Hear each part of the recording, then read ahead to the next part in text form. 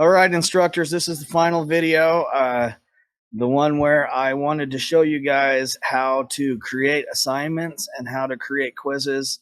Um, Before I do that, you should know that your courses are completely filled out with assignments, with quizzes. And so by showing you how to do this is really me just showing you how you could go in and edit that stuff. Um, but if you find something that is unacceptable, you can always create your own, and so you'll know how to do that. And so the first thing you need to do is let's look at assignments. So click on assignments, and then all you have to do to get into the editor is just click the plus assignments button, and now you're ready to go. You can entitle it whatever.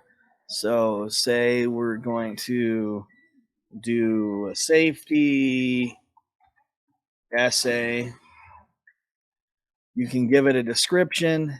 You can give it a total points of, like, say 100, and then you can choose what assignment group it'll go into. So if it's just a little bit of busy work, it can be a worksheet or a quiz, or you could even put it in exams. And all that does is that just means that this particular coursework is going to be graded within these categories. So you could even do it as assessments, and then in this case, for this 2A course, the assessments are worth 0. They don't affect their grade. So we'll just put it in worksheets for now. You can decide how you want the score, the final score, to be displayed, whether you want it to be percentages, points, a letter grade, and that kind of stuff, or not graded. That's a possibility. So we'll just leave it at points. This inclusion says that you can decide whether it counts towards their final grade or not. So even if you put it in a particular category, you can exclude it. You can exclude it from their final grade.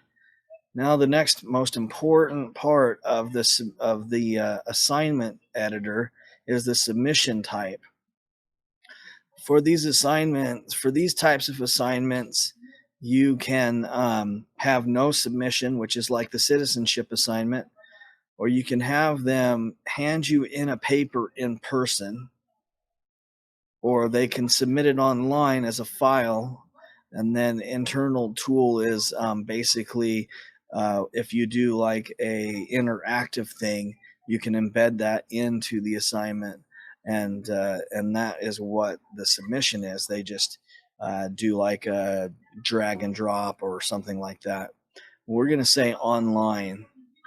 For this particular assignment, we want them to be able to do a text entry, which gives them a text box that they can type their essay into, or a file upload, so they can actually create the file in Word or Google Docs and then upload it.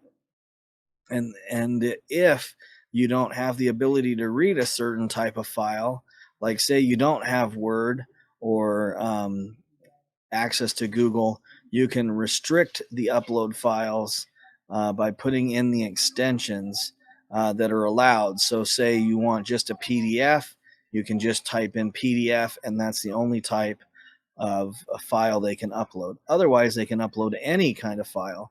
So say this wasn't an essay, say we wanted them to do a safety video as a group project or something like that, then they could actually upload a video, or we would include media recording.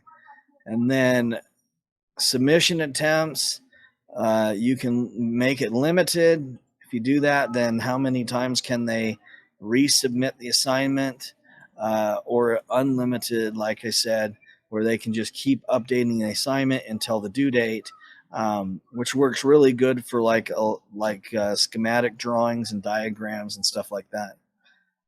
If you would like to make it into a group assignment, you just click group assignment and you put in the information needed. You can create right here, like I showed in a previous video, it'll create a group set, and you can have them self-sign in if you want them to split into 5 different groups or whatever and work on an assignment. and that's how you would do that. We'll uncheck that. Requiring peer reviews is something that we won't use all that much. And moderated grading allows the moderator to review multiple independent grades for selected submissions. And I haven't really explored that, so go ahead and play with that. And then anonymous grading is basically for you, if you would like to not know who the student is, you can just click that and it will make it all anonymous. But the most important thing, and this is the same for quiz formatted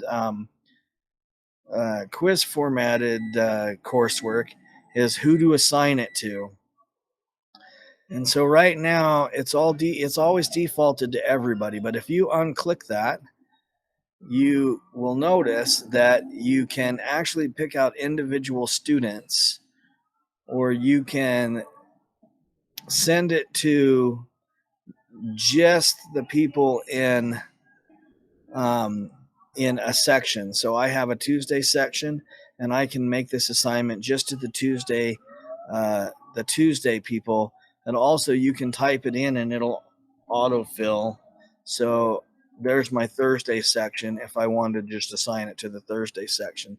But for the most part, people are just going to hit everybody, and that'll assign it to all the students.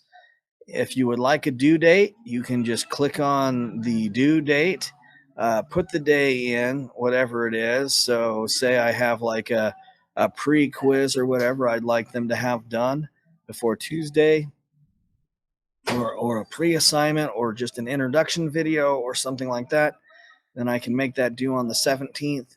And if I do that, it'll automatically pick midnight. But if I want to change that, you just put a time in here. So let's say 6 p.m. and hit done.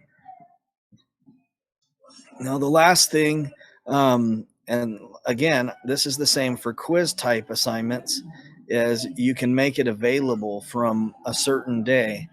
So like say I only wanted it available for them to do for a week, I could set it up on the 10th at 12 a.m. So that would be at the very beginning of August 10th, and hit done. And then likewise, I can make it unavailable on the 17th. And we'll say at 6 because that's when it's due. And what this will do is it will only allow the student to do the assignment or submit the assignment within that period of time. And then once you've got that all set, with some instructions as you see fit, blah, blah, blah, blah, blah, blah, blah, blah, blah. You can put videos, pamphlets, course images can go in here. And this is all just stuff you can play around with. Then all you have to do is hit save, or save and publish if you're going to use it soon. And it'll save it unpublished if you hit save, and if you hit save and publish, then obviously it'll just automatically publish it. It'll send an email out to your students saying, hey, you have this new assignment and here are the details.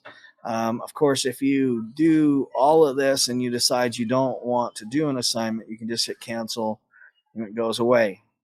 Okay. Now, to do a quiz type assignment, you come into quizzes and just hit the quiz plus button, and you'll notice a lot of it is the same, except for you have this tab for questions. So you can name this personality quiz, blah blah blah, and give some instructions. Write something about a student or a classmate, and then the same things apply. You can say whether it's a graded quiz, a survey that's graded, or a survey that's ungraded, or just a practice quiz. If you would like the answers to be shuffled, and what is meant by that is if it's a multiple choice, it'll shuffle the answers for each test, then or each quiz. Then the student can't just look over somebody else's shoulders. And are you okay, CJ? Okay. Anyway, If you would like to put a time limit on it, like 30 minutes, you can do that by clicking the time limit button and putting in 30 minutes. If you would like to allow multiple attempts, like you can, this would be unlimited, but if you want to limit the number to 2, you can do 2. If you want it to keep the highest score or average the 2, or do the last submission, those are your options there. Always best to just leave that on highest, and then you can decide how often you want the students to see the answers. So a lot of times for worksheets, I just set it up so that they can see the answers only after their second attempt or their last attempt. So second in this case, or third. For the practice quizzes, I would set it up to only once after each attempt. And what that means is that they can't then go back and look at the answers again. So if they go through the entire test bank by doing these practice quizzes, they can't just go back and find the answer. It'll only show them once after they hit submit. And that's how those are set up. Show one question at a time is kind of cumbersome. We tried it last year and it didn't quite work out. Here's an important one: require an access code. So for all of the exams, including the comprehensive exam, I have put a default access code in place, and that is just stub. But if you need to, if it would be advisable for you to go in and change the access code on your own. So this is where you would do it. You would simply go to an assignment and then just hit edit up in the corner, and it would get you to this same window. Now this bottom part I've already showed you. So that's, I'm not going to go over that again, but the IP filter is another one that you could use. Say for the step test, say you want them to only be able to go to the Orem computer lab to take the test, then you can actually include that, and it'll lock them out of every other computer, including theirs at home. So they'll only be able to take the test at the testing center, and that would be how you do that. So the next part, aside from these basic settings, would be to do questions. And there's 2 ways to do it. There's either writing a new question, and if you do that, it'll just give you all of this, and you can say, what's the first letter in the alphabet? What? And then you can write down here the answers: A, B, C, D, right? And then hit update question, and that question is created, right? And then if you want to see the details, you can click show details. It'll only show you up to 50 questions. So be mindful of that. So here I've got this, but obviously that's a dumb question. So I'm going to just get rid of it or edit it. The pencil is to edit and the check mark is to delete. I'm going to delete it. The other way to add questions is just to go find them. And so every course is going to have some test banks included in them, and I've set them up in a way I hope they're easy to actually follow. So you can go and find the questions for the unit you're in. So say we're teaching about 3-phase circuits. I can click on that and then include whatever questions I would like, or I can include all of them, or I can clear it. At the end, all you have to do is say add questions, and it'll add those questions to your test. So let's just add that one question. So I just added that last question to my test. Now, another really cool feature about creating quizzes in Canvas is that you can create groups, question groups, that become completely randomized. So say I want to do one on voltage drop. Since I've already built one on voltage drop, I have a drop down with the voltage drop thing, and I can say, okay, I'd like that to be 15 questions, and I want each question to be worth 1 point, and I can create the group. And then what I can do is go find my voltage drop test bank, which is not appearing in my list, but we'll go into the unidentified questions and we'll say, all right, I want to put both of those in the voltage drop group and then add selected questions. Now, it should be easy to understand that if you say pick 15 questions, you need to have 15 questions. But right now for building, it'll let you do this until we build to 15 questions. And there's my old what question, because just as soon as you make a question, it's going to try to file it into the question banks. So there is how you would add a question to a quiz formatted piece of coursework in Canvas. So again, I am not going to save this because I have all of that built, but I would like to, oh, did I save it? Show you how to get back in there. So just as simply as I hit save, I think it auto-filled it. There's this inclusion that if you make a change, then you can notify your class. But let's cancel that again, see what it does. It says this quiz is unpublished, only teachers can see it. Okay, that makes sense. And then, like you said, if ever you wanted to go in and edit a quiz or an assignment, you just click the edit button, and there you go. You're in there ready to edit. So I am going to delete that because I do not need that.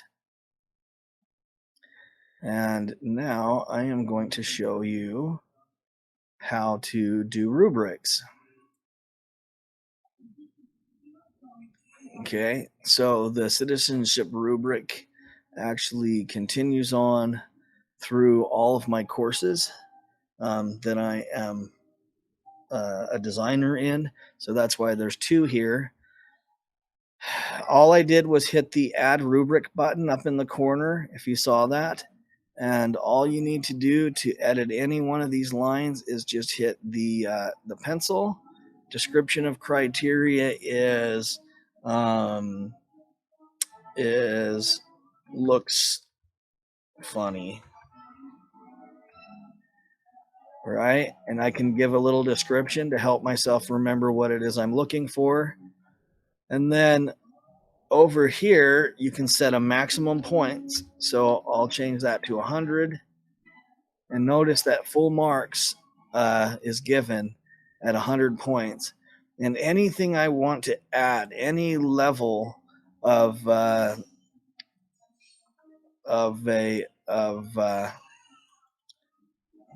any level of grading I would like to add, I can do. So let's say 80 points is if you're acceptably looking funny, and then I can add another one saying that 60 points is a moderately funny looking person, and 40 is super handsome, not funny looking person. Kind of did that in reverse. Okay, so once I get that that graded system in place that I want my buttons to do, I can easily add new criteria by hitting the plus criterion button. And then I can duplicate looks funny. And once I do that, then I can make changes. So I can say is awesome. And all of my grading is already set up. And I can continue to add criterion by doing the duplicate thing and just changing the description to blah, blah, blah, blah, and keep building that way. And each one is going to be worth 100 points, but I can change that at any time. So I can say that's worth 30, and that's worth 30, and that's worth 30. And you'll notice that now the grading has changed to 24, 18, and 12. And so that is how you would create a rubric. So I just created that rubric. It's now in my rubrics list. And when I go to make assignments, let's make sure that one, I can create a new assignment. Say it's going to be a lab or a video or something. Lab, video. I can write my descriptions and get everything in place and create the assignment.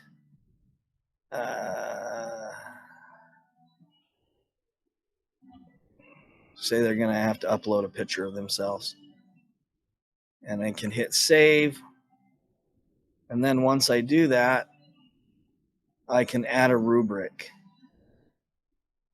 And so all I do is I say, okay, I don't want to make a rubric. I just want to find one that's already in my list. Come down in here and say some rubric, and then scroll down and it'll give me a button, use this rubric. And now it'll be in the course. But every time you do that, you have to hit the edit button, and you have to hit this button here that says use this rubric for assignment grading. And that way it'll work just the way I showed you. And once you do that and update it, it's going to say, oh, wait, your assignment is set to 0, but your rubric is 90. Do you want to change it or leave it different? And you always want to change it so that when you hit these buttons, it will add up to either 90 or some lower grade. And so that is just an overview of the last things about assignments and publishing courses. So hopefully you'll watch all these videos and you'll find them to be useful, and we'll have a great school year. So thanks for your time.